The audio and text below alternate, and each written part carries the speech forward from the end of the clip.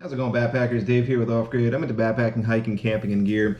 And this week's video is all about those companies, those gear companies that have, for one reason or another, just not hit the mark for me and my own personal standards, let's just say. Now, first and foremost, this, just to let you know right off the bat, is not meant to be a hater type of video or to put these companies down in any way. This is really, again, my own subjective and personal opinion as to why I've never picked up anything from these companies, and it's not really meant to say that, you know, gear that they sell is going to be bad for you or a bad option for you.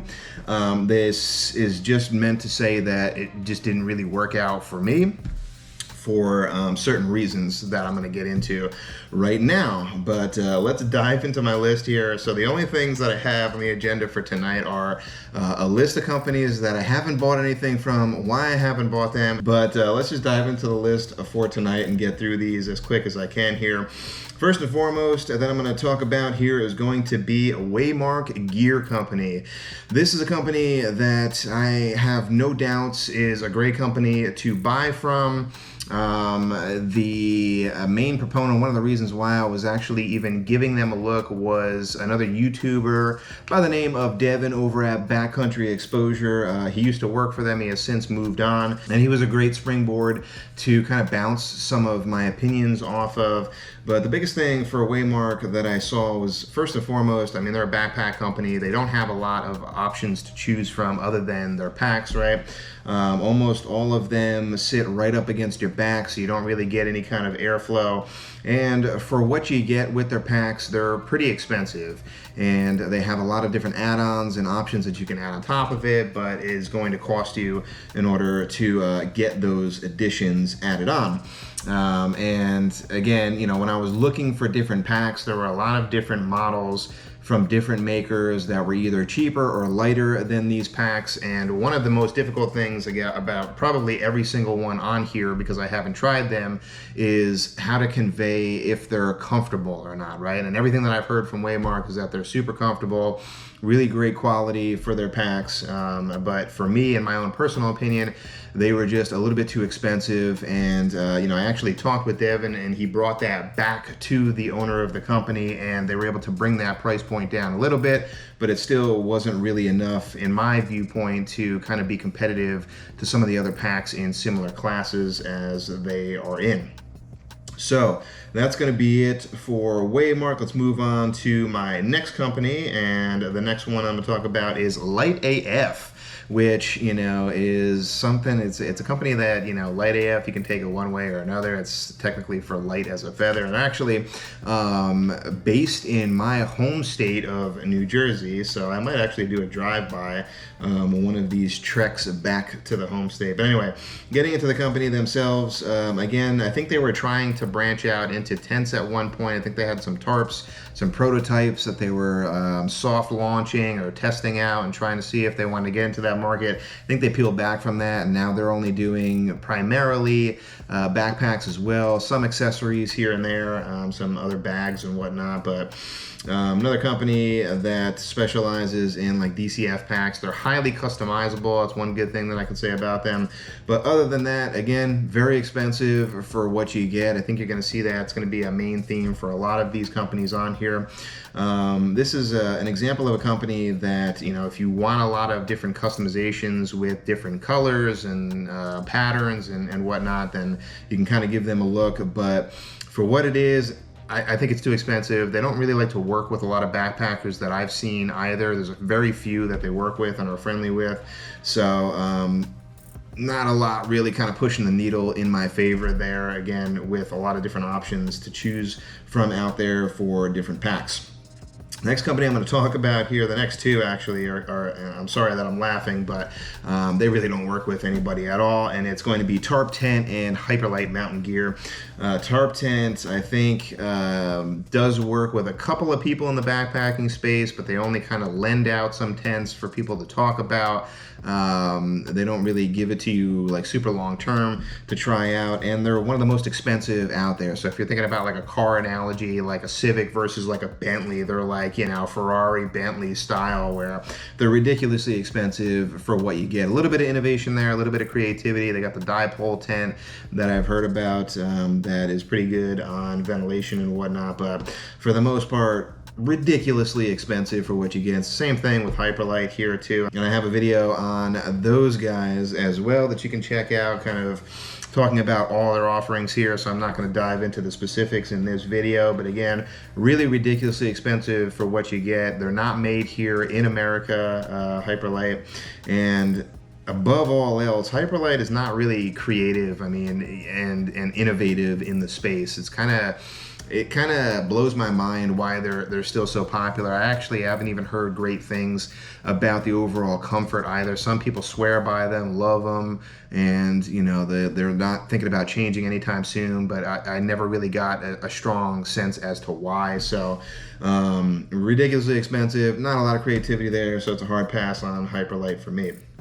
The next one, a little bit sad about because, you know, I have a close buddy who loves their stuff, but actually a couple people that really like their stuff, and I wanted to like their stuff, but I just didn't get into it, and that is Six Moon Designs. They have excellent creativity, in my opinion. I've talked about their Gatewood cape before in, you know, what would be my perfect tent. It's actually modeled after that tent, where, you know, it's a poncho, but it's also the outer rainfly of your tent. They have a couple of different ideas like that. They had an award-winning, I think it was like the Lunar Solo a few years back. So they're on that forefront, you know. It was made by people who are in the backpacking space, so you can kind of, you know, trust them when they're pumping out these types of inventions here. The only issue that I had with them was a lot of their designs are ugly, in my opinion. And I know, like, you're not really necessarily, you know, into the backpacking space to be fashionable, but it was kind of just above and beyond, not really attractive, in my opinion. So their color spaces, their swatches, or whatever they ended up going with for their colors, I wasn't really a big fan of. Their backpacks were hideous as well, so they've kind of reformed those a little bit over time. They're getting to look a little bit better here, but above everything else here, I also liked their prices too. Their prices were actually pretty legit and pretty decent, pretty competitive. The biggest thing with them here, and the biggest knock, is that they didn't really have anything competitive from a weight perspective. So they have a lot of innovation, a lot of creativity. They're very competitive on price points. They tick off a lot of boxes, but at the end of the day, you're always able to find something at a similar price point or cheaper than Six Moon Designs, and their weights are just not super competitive. They're just a little bit higher than what you can get at a similar price point, again, or less.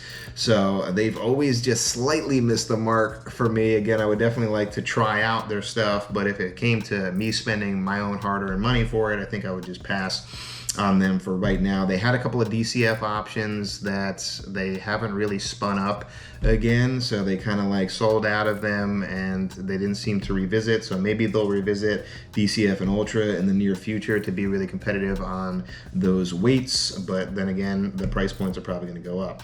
Next company I'm going to talk about here that misses the mark for me is going to be Big Agnes. Now, this company is super popular in the backpacking realm as well. The Zoom pad has gotten a lot of talk this year, and they kind of come in and out. You know, their Tiger Wall tent was really popular here and there. Their clothing line and their sleeping bags and or quilts, I don't even know if they make quilts, but are not that popular and are not that competitive. Again, weight to price ratios there. The Big Agnes is always, you know, closer in quality as far as, you know, being competitive on the overall quality. I wouldn't necessarily question that, but they're just, again, a little bit too expensive for what you get. There are other options out there for whatever, you know, you're looking into. Like, they have a chair, they have a puffy jacket, they have their sleeping bags and their tents and whatnot.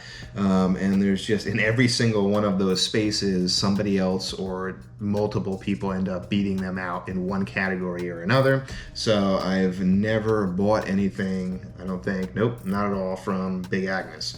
The last one here, and again, I'm going to get a lot of boos for this. I'm going to get a lot of smack talking in the comments on this video is going to probably be about a little tent that is sweeping the backpacking nation, and we're talking about Dan Durston gear. Not a lot of talk going on about his backpack that he's got out right now, but the tents are everywhere. I mean, if you're going backpacking anywhere nowadays, you're going to see somebody who's got some version of the X-Made tent, and I still don't understand why. I really don't get it. I don't think that it is particularly spacious on the inside. Again, the price point is similar to Z-Packs if you're going for the Pro model, and similar in weight and similar in price point. And then if you're going with their non-DCF version, then you're talking about something that's like closer to that 2-pound mark, but still, you know, $250-ish, so a little bit more expensive than